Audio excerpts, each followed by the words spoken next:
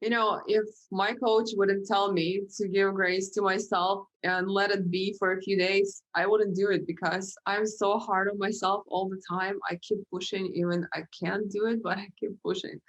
And what I've learned through my podcasts and through motivational speakers and others, that you have to pause sometimes because you can produce content, you can create if you're exhausted. So Mm-hmm. like I learned that. It's it's so true, and I'm the same way. I push and push and push, and just like the other day, I had a magazine article to write, and I had been writing content all day and recording, and I had done that day, given a motivational speech at the University of Adversity Summit, and my brain, like it was pretty fried, and I was like, I can't be creative unless I take a break.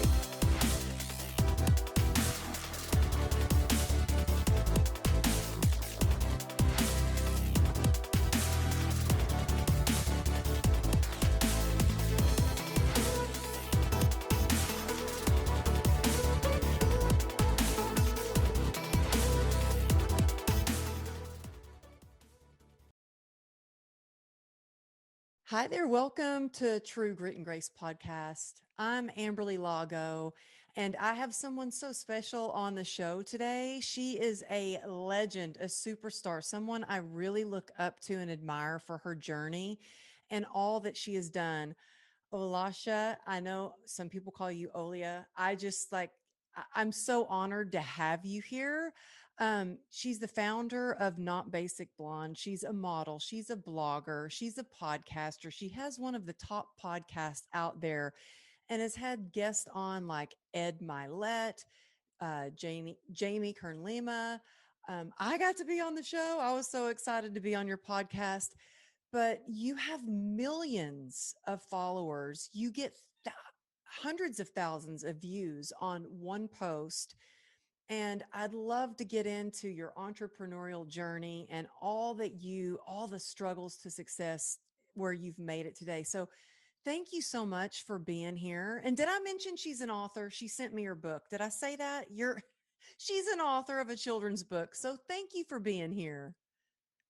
Yeah, thank you so much for I'm like so honored to be a guest as well because you inspire me every day with your posts and everything you do, especially with your motivational speeches too.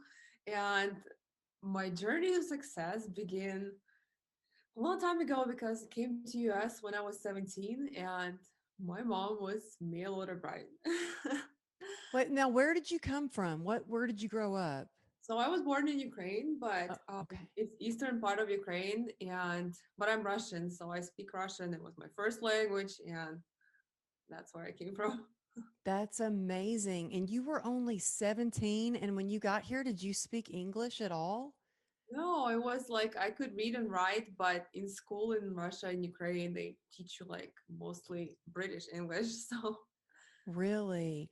And then I have to say, I'm so impressed that you actually graduated from George State University with a BBA. I'm blown away because I didn't go to college.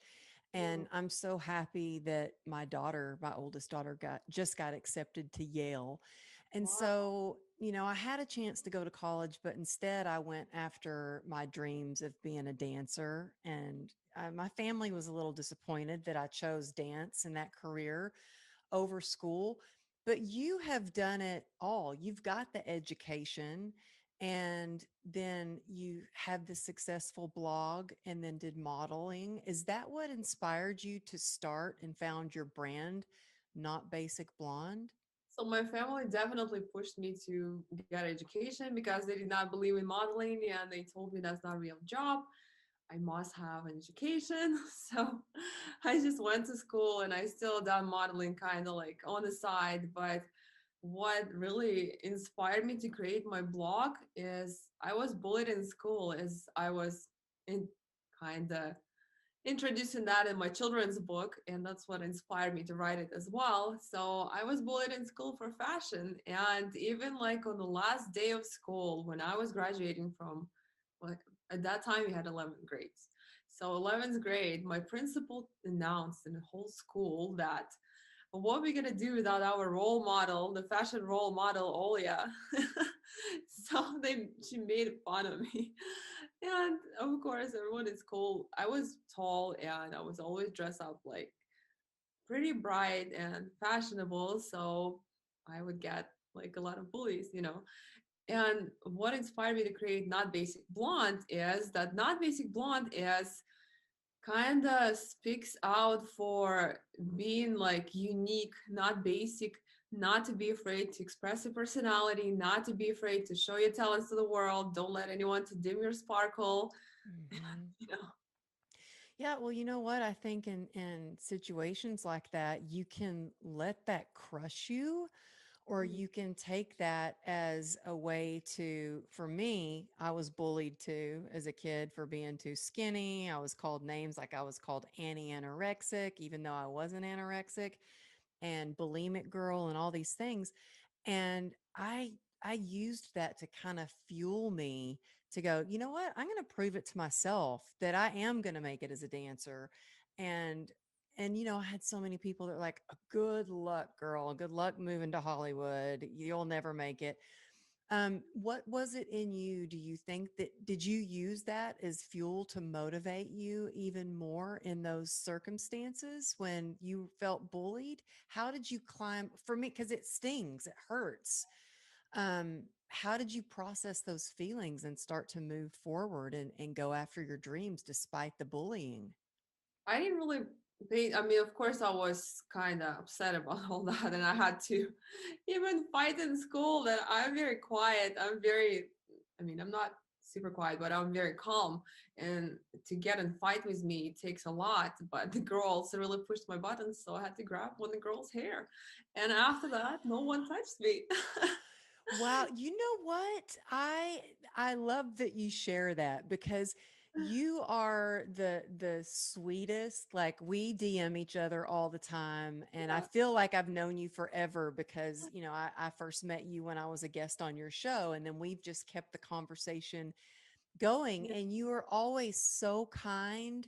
And to have that visualization of you pulling someone's hair, it's like unreal. But I think it's even scarier when someone's very soft spoken and always nice. When you push their button and you see that side of them come out, it's like, whoa, look out. I mean, my husband always says, okay, don't go Texas on me, because he knows I have, like, you don't want to push that button. But yeah. I think that's what it takes sometimes when you're being bullied. I know that's what it took for me, was when I finally stood up to the people who were bullying me. That's when they not only backed down, but they started like being nice to me and ended up being my friends after Yeah. all of that. It just standing up to the bully. Sometimes they're just like really scared or insecure themselves, and they try to make themselves feel better by bullying you. And do you ever see any of the people that bullied you in school and you're like, ha, look at me now? Do you ever see anyone? Yeah, so I mean they're all back home, back in Ukraine, but I actually found my principal on Facebook and I messaged her and I shared with her everything I do now and she said, "I'm so proud of you." I was like, "Well, thank you." Wow, that must have felt really good though. Yeah. It's things that happen in our childhood really affect so much of us. Sometimes we don't even realize how much it affects us, but it does affect those feelings we have affect everything in our life, our relationships, what we choose to do with our careers. Um, so I listen to your podcast all the time, and I'm amazed at like all the guests that you have on. Um, like Ed Milet is one of my favorites. You have some amazing guests on your show. Who has been one of your favorite guests that you've learned from the most? Because you have athletes, entrepreneurs, best-selling authors. Who's someone that you've had on that you really learned a lot from? I can't really say like one person because everyone I have, they all have unique story and every story brings something to you. Like every story speak some kind of truth and some kind of message. So every guest is always, like I always say, I always pick guests that are unique and they have story because, I learn from everyone. And it's amazing that, that like so many people I've had and every one of them like benefited in such a great way, my audience and me, that I can only say one person because they all are been so great. Yeah. Well, when you approach these guests to be on their show, because I know there's so many podcasts now, I think during COVID, so many people started a podcast. Yours is a new podcast, and you already have hundreds and hundreds of reviews, which says a lot about your podcast. Yeah, y'all. So those reviews help. If you're listening right now, please write me a review, rate and write. I'm like, how do you get reviews? And I had somebody say, you ask for them. And I'm like, okay, I don't ask for much, but yeah, if you're listening, please write a review. Send me a screenshot and I'll send you a gift. There you go.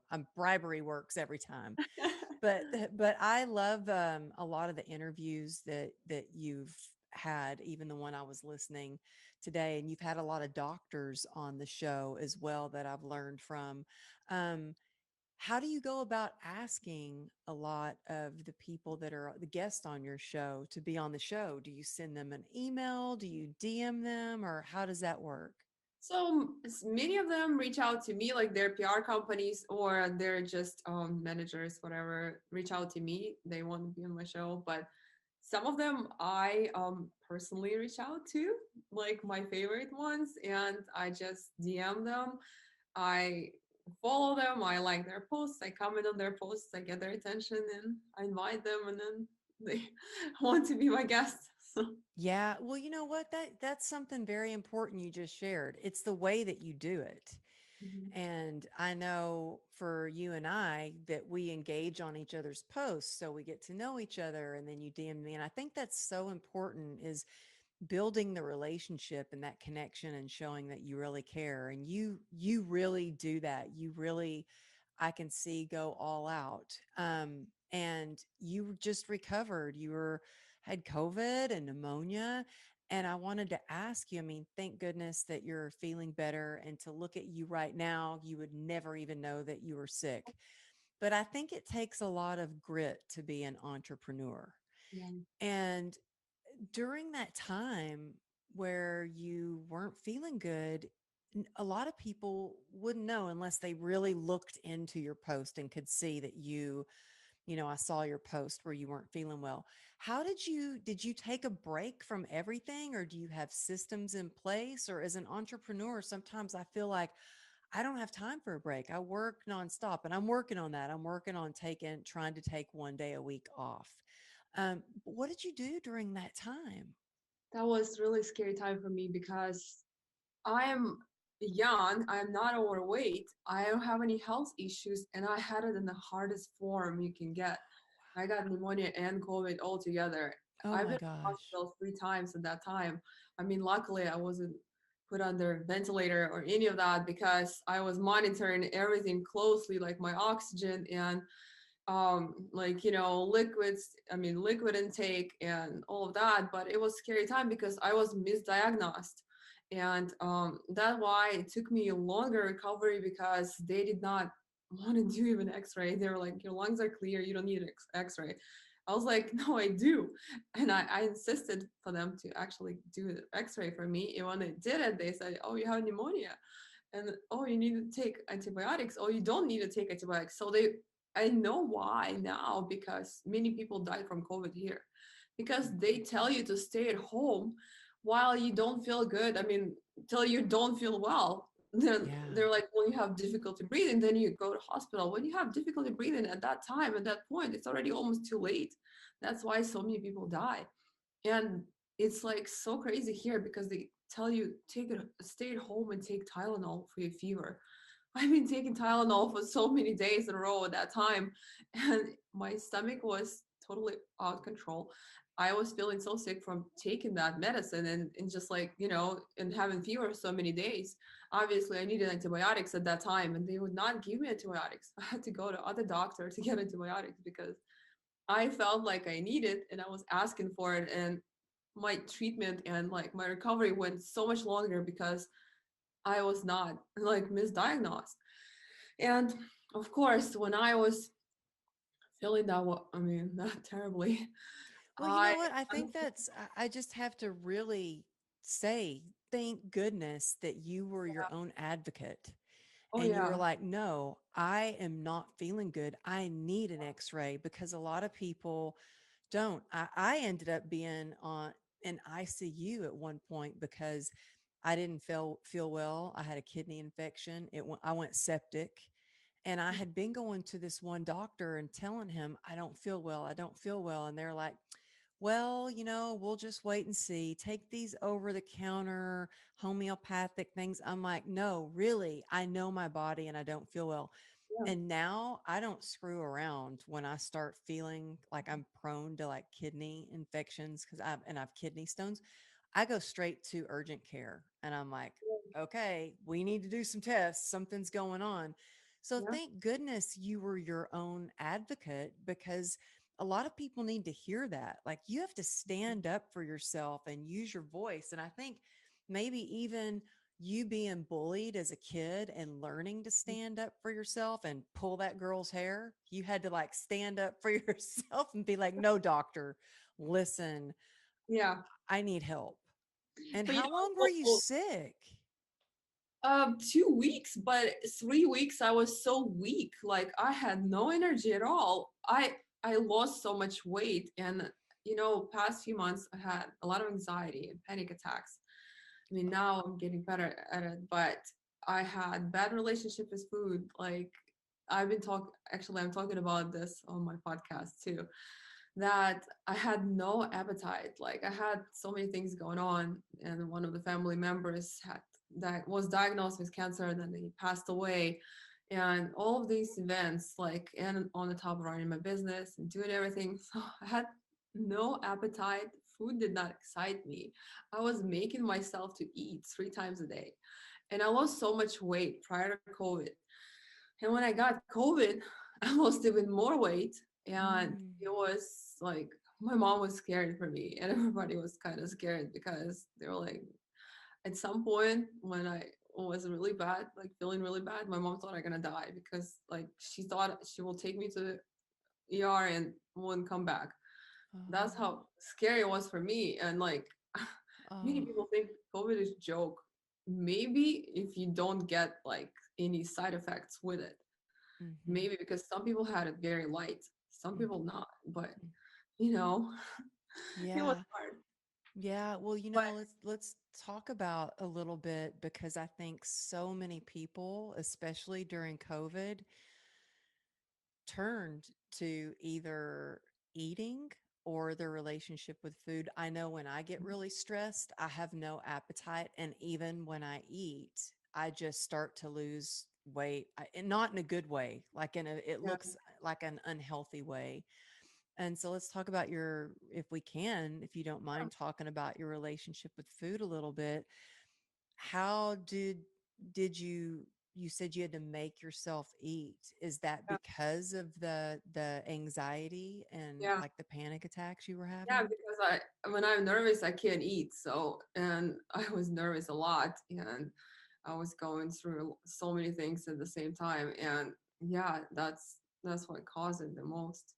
Well, I've definitely had anxiety and I had a panic attack. I had no idea what it was. And I was traveling and I was by myself. And thank goodness these two ladies, I was at a little coffee shop to get something to eat before I got on the train. And thank goodness these two ladies looked over at me and they were like, "Are you okay?" Because I guess I went ghost white. You feel like Oh, you have like an elephant on your chest, but then yeah, I felt dizzy and I blacked out for a minute and my hands were tingling and then I couldn't breathe and I didn't know until later. That's like it was a panic attack. yeah, And it's been finding ways to cope with anxiety. And I think that's something a lot of people don't talk about being an entrepreneur is there's a lot of stress. I mean, besides the fact that you had family issues, you were getting over COVID, um, thank goodness, but just the pressure of keeping your podcast going, making a post for social media, engaging on social media, keeping your blog going. Are those some of the things that were causing the stress and the panic attacks? No, those were not really, but one of the I have an amazing coach, and she told me, now you have to put everything aside. You have to do you now. Like now you have to think about your recovery. You come first because when you're not there, nothing will happen. So you have to think about your health first. I stayed on social media for a couple days, 3 days maybe. Had to reschedule so many things, but it kind of put me behind because I have so many plans going now. I have so many ongoing projects that are in works and that are supposed to be released very soon and announced, but I couldn't do anything, and I was just laying there talking to my friends on the phone, and like it was miserable time for me like that week, and I still had to find energy to do the work. And, my podcast, I gave up for that week and I said, guys, sorry, I need some time to recover. And my podcast will be back when I'm recovered. But still, I was doing it even though I wasn't fully recovered. In like some of the latest episodes, you can hear my voice was not in the best shape. Like I still had nasal voice and everything because Yeah. I like at some points one of the episodes I was actually recording when I was just getting sick. And how COVID happened to me is I woke up in the middle of the night and I had a huge, like, hot flash.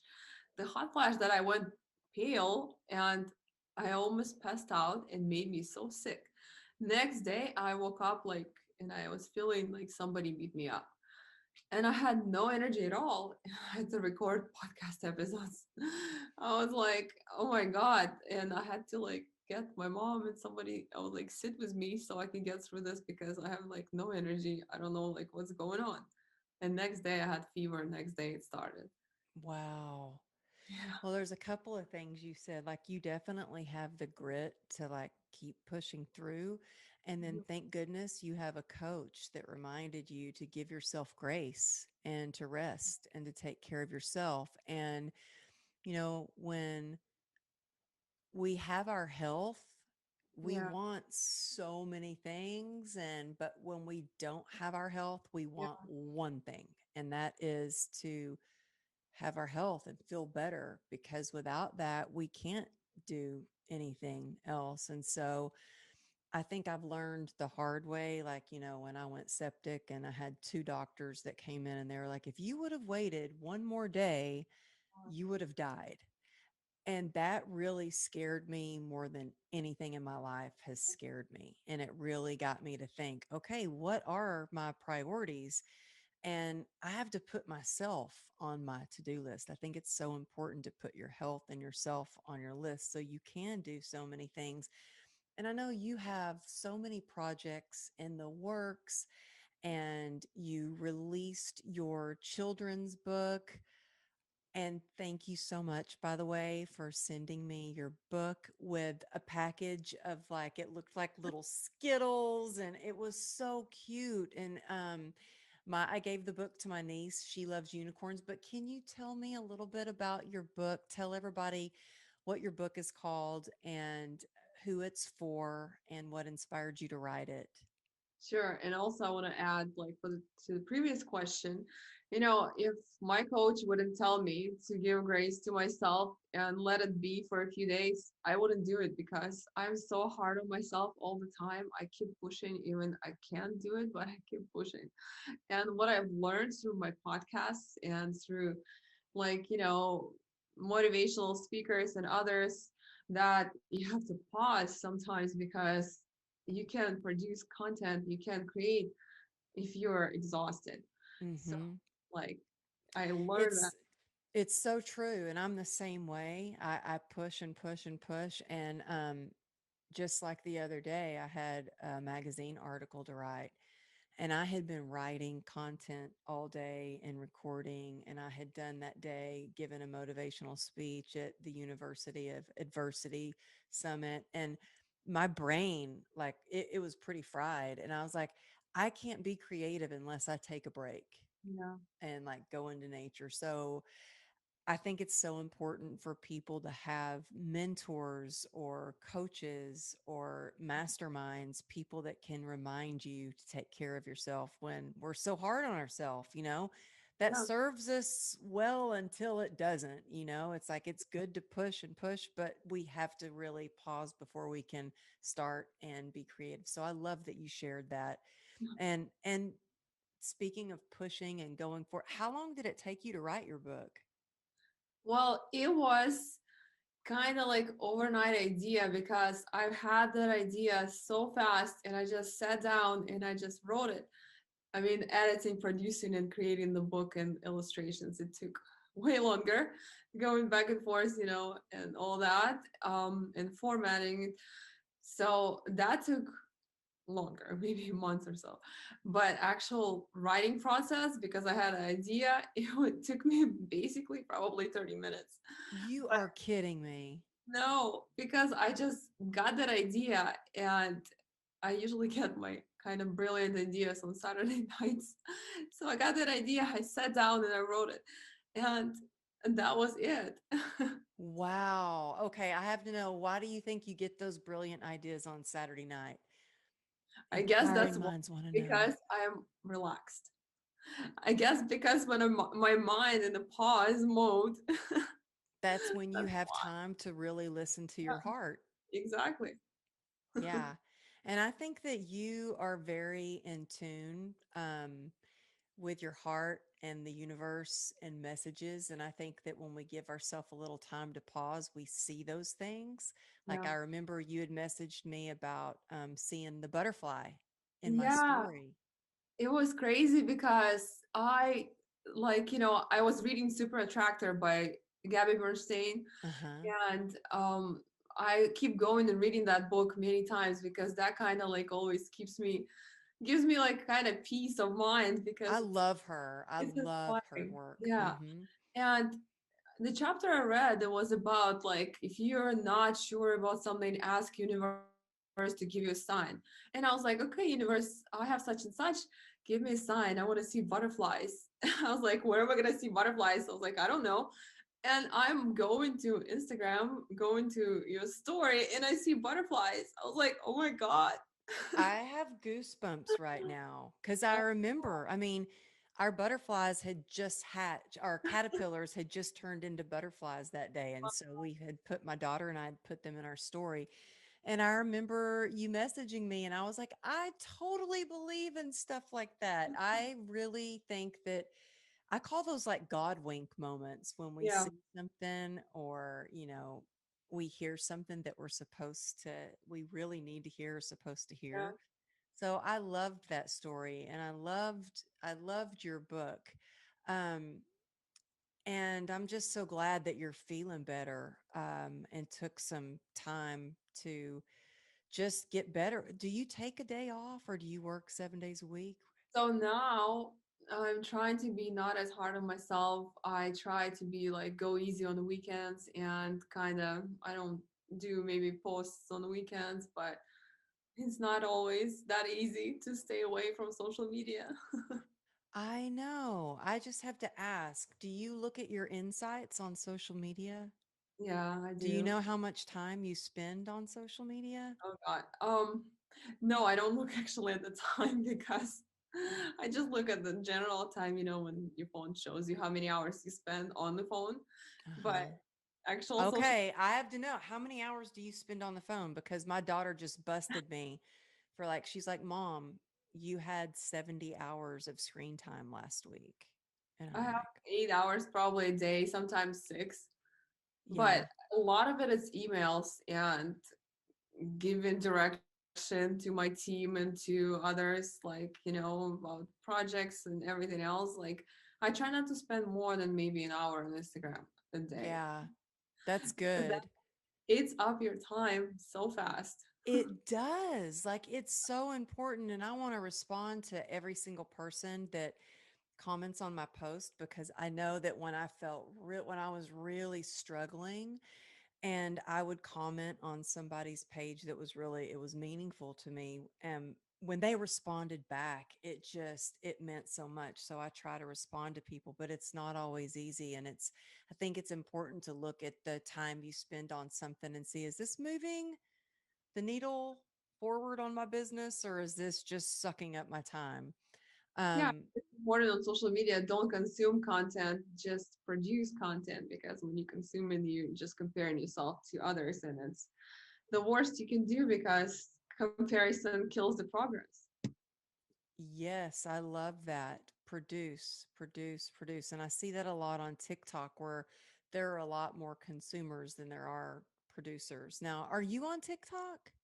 Yeah, I'm on TikTok too. Yeah. Okay, I got to make sure I follow you there. And I know I follow you on Clubhouse. How has it been on Clubhouse for you? Are you getting on Clubhouse? I haven't been because it takes so much time and I was busy with other things so much. Like TikTok, I have mixed feelings about it because when I post the cute videos, they don't get much interaction. And I've noticed that on TikTok, you just have to be like raw and real. Then you can get some comments and you can get some interaction. Otherwise, just people keep scrolling because, so many women are jealous about other women. And Mm-hmm. like when I see pretty girl, I like her post or I comment. I don't mind. Mm-hmm. Yeah, but not all women are the same way. And most of them they don't even comment. They see you.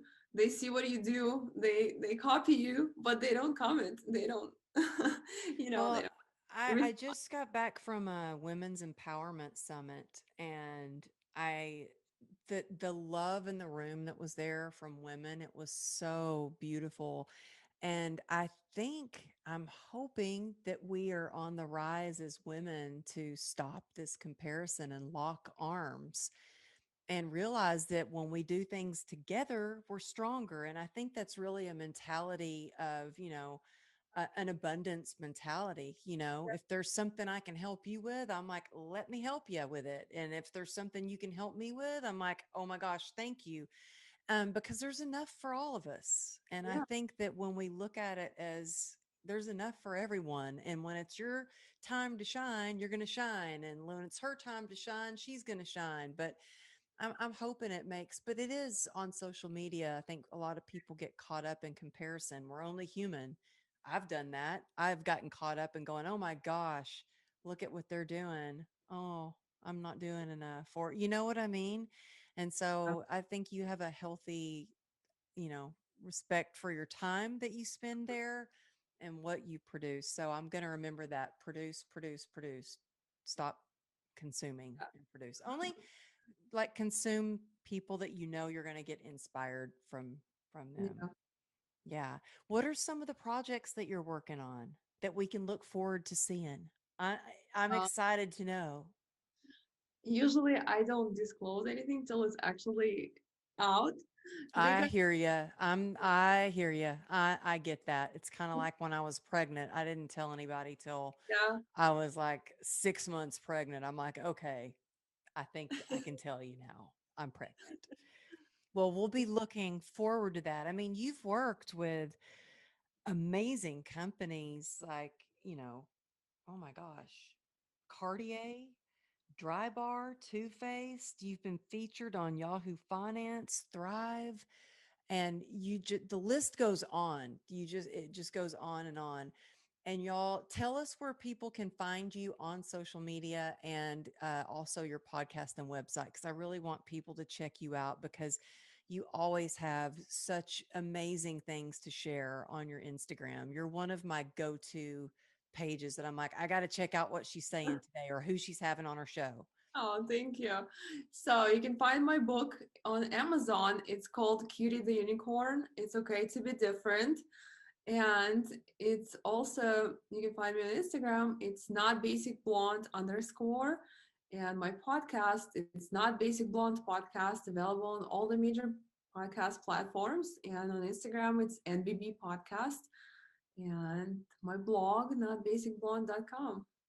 Thank you. And yeah, your book is like the perfect gift. Such a great message, an empowering message for kids. But I read it.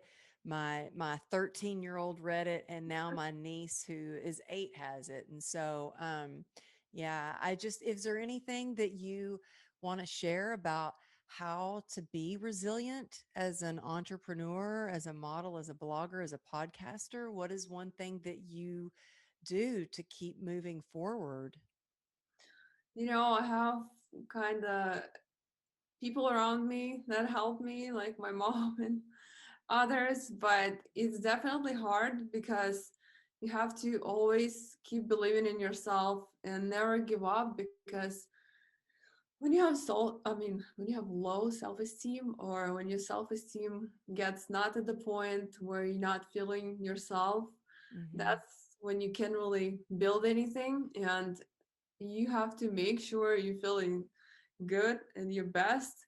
And if you have toxic people in your life or toxic relationships, you have to cut it off, because Hmm. that's what always holding you back, and that's what always holding you back from success.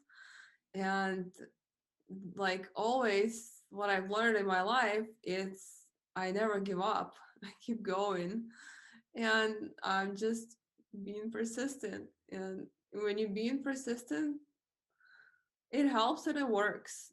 And sometimes there's so many times and obstacles you have to overcome when you being an entrepreneur, but you have to have like resilience, and you have to have courage to get up and go, like even if you fall, get up and go back, like get back on the track. Hmm.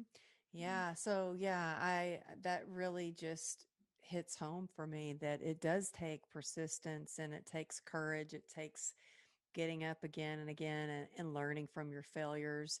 Yeah, And one thing that I really love that you shared too is it's about the people that you surround yourself with and getting rid of the toxic people. And I think that goes for not just people in your life, but people that you follow on social media. If there's someone yeah. that makes you feel bad or they're just toxic or unfollow them. You don't need to see that. So I just appreciate you and all you share. And I hope that we can see each other in Of course. person sometime. I would love that. And thank you. I know how busy you are with your everything that you have going on. So just I really appreciate you taking the time to share your experience, your strength and your hope. And I'm so glad you're feeling better. Thank you so much for inviting me. And I just, like, I'm thrilled because you are my biggest motivation and inspiration too, because you always produce a lot of content, and your speeches and everything you do is very inspiring. So your posts always, when I sometimes when you post something on your page and I go to your page, and like that's the message I need to hear today. Oh, Like, thank you. Thank you. Most of the time, I post something that I need to hear or tell myself. I'm like, I need to hear this today. I did too. I did too. I sometimes post it, but I was like, okay, I'm telling this to people, and I'm telling this to myself too. Yeah, yeah.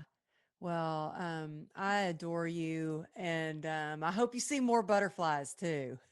uh, Thank you so much. Thank you. Yeah, thank you.